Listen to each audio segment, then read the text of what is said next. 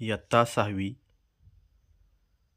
विषय सामान्य विज्ञान घटक सजीवसृष्टी उपघटक सजीवांची लक्षणे। विद्यार्थी मित्रांनो, आज आपण सजीवसृष्टी या घटकाचा अभ्यास करणार आहोत। आपल्या परिसरामध्ये अनेक प्रकारचे सजीव आहेत। त्यामध्ये प्राणी, वनस्पती, पक्षी हे जे सजीव आहेत, या सजीवांची काही ना काही लक्षणं असतात।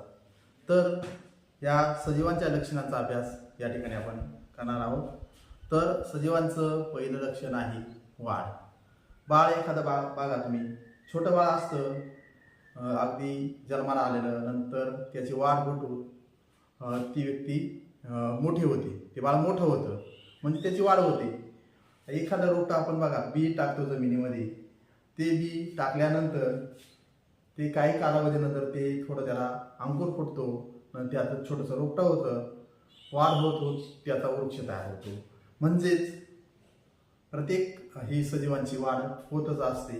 एका चिमणीचं पिल्लू बघा, घरट्यामध्ये असतं, अंडी घातलेली असते चिमणीने, नंतर त्या अंड्यातून पिल्लू बाहेर येतं, त्याला पंख फुटतात आणि नंतर ते पिल्लू मोठं होतं। म्हणजेच प्रत्येक सजीवाची ही वाढ होत असते। म्हणून सजीवांचं पहिलं लक्षण ही वाढ आहे। बघा, काही ज्या म्हणजे वनस्पतीची वाढ ही आयुष्यभर होतच असते, परंतु काही प्राणी जे आहेत ते त्यांची वाढ ठराविक वर्षापर्यंतच होत असते। उदाहरणार्थ माणूस आहे, त्याची वाढ ही 20-21 वर्षापर्यंत होते, त्यानंतर तो वाढू शकत नाही। म्हणजेच वाढीला या ठिकाणी मनुष्याच्या बाबतीत असेल किंवा प्राण्यांच्या बाबतीत मर्यादा आहे, परंतु वनस्पतीची वाढ ही होतच असते। तर वाढीसाठी सजीवांना अन्नाची आवश्यकता असते। माणसाला अन्न नसेल तर त्याची वाढ होणार नाही, म्हणून माणसाला अन्नाची आवश्यकता असते।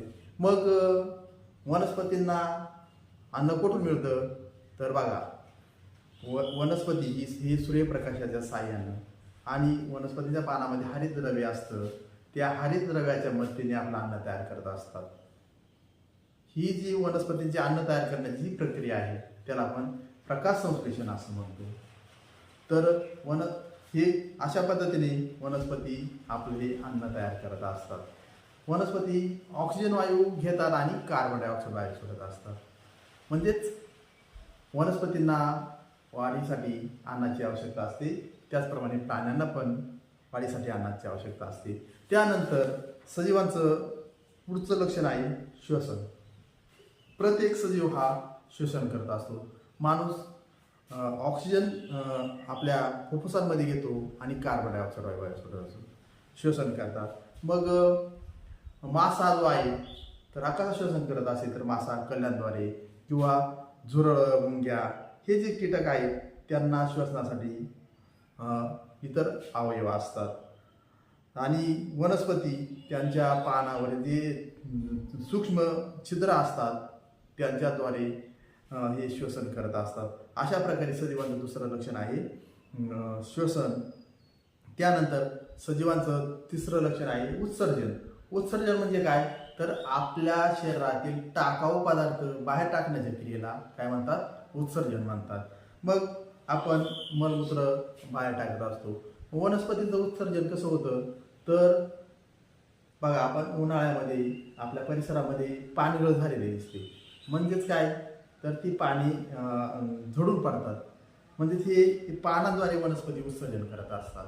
अशा प्रकारे आपण सजीवांच्या या ठिकाणी 3 लक्षणांचा अभ्यास केला: वाढ, त्यानंतर श्वसन आणि उत्सर्जन, या 3 लक्षणांचा आपण अभ्यास या ठिकाणी केलेला आहे।